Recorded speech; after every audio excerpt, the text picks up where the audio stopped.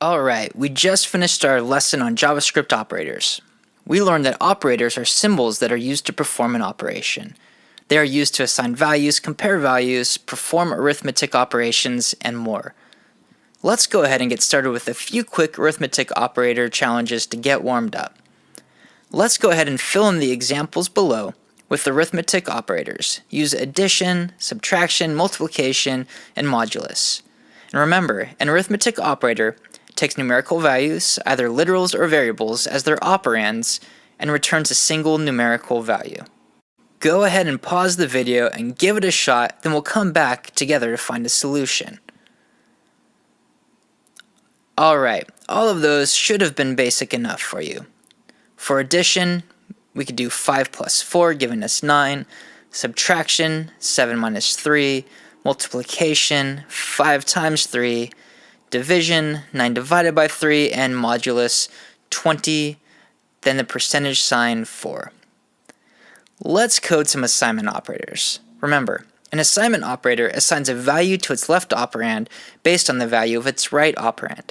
For our challenge, I'm going to write out some expressions, and I want you to use the addition assignment and subtraction assignment along with multiplication and modulus to make the code more concise.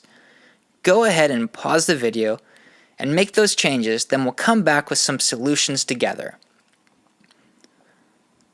Alright, how'd it go?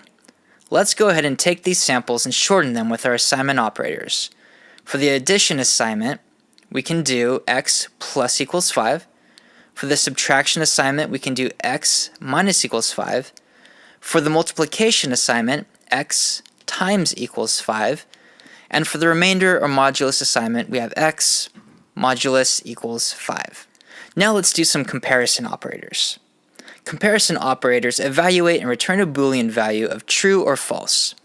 Remember, a comparison operator compares its operands and returns a logical value based on whether the comparison is true. The operands can be numerical, string, logical, or object values.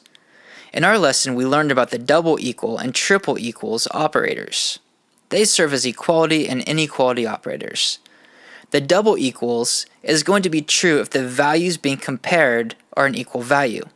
If they are different types, the equality operator will convert them to match. The triple equals, also called identity or strict equality operator, is going to return true only if the value and type are equal. For the challenge, I've listed out several examples. I want you to go through the equations and change all the operators so the result is true.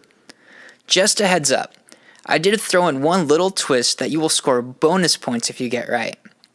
Go ahead and pause the video and take a shot at solving it.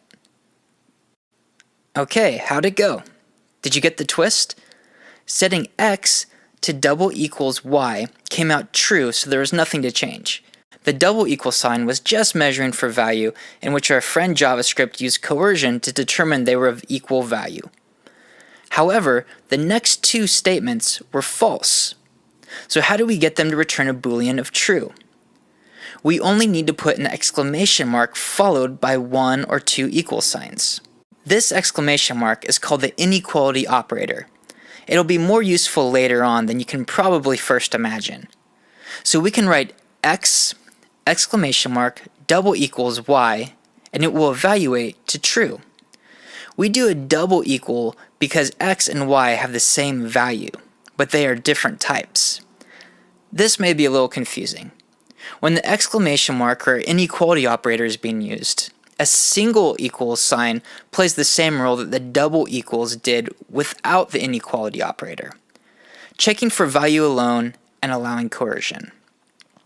And when the exclamation mark is used, the double equal plays the role of the triple equals mark without the inequality operator, checking for value and type. If we had said that x inequality operator and a single equal sign y, it would evaluate to false because x and y have the same value. So because that is true, if you put an exclamation mark in front of it, it would return false. Next, we have x exclamation mark equal sign z to return true. We only have to do a single equal because x and z have different values. You could also do x exclamation mark equal z And it would return true in this case as well because they are of different types and values. You'll probably need to spend some time with double and triple equals operators to get a handle on how they work, especially when you add in the inequality operator. Lastly, let's move on to the string operator. We're going to concatenate some strings together. Remember, when the plus sign is used on strings, the plus operator is called the concatenation operator. We will create a happy greeting and an angry greeting. Let's go ahead and set up our code together. var greeting is assigned to the value of string hello. Next, we'll create an angry@guest variable. And finally, we'll make a happy with guest variable as well.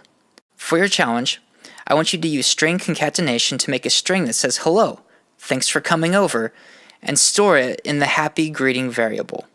And another that says hello, get out of my house, and store it in the angry greeting variable. Go ahead and pause the video and come up with your solution, then we'll look at this together. Alright, hopefully this was mostly straightforward. We'll create a variable happy greeting and set it equal to the variable greeting plus string with an empty space for a placeholder, and then add the variable happy with guest and get our desired result. Then for angry greeting, we just create a variable angry greeting and we assign it the variable greeting plus a string with an empty space plus angry@guest variable. And check out our result. That's all we have for this lab. Thanks for taking a look at operators with me, and we'll see you soon in our next lesson.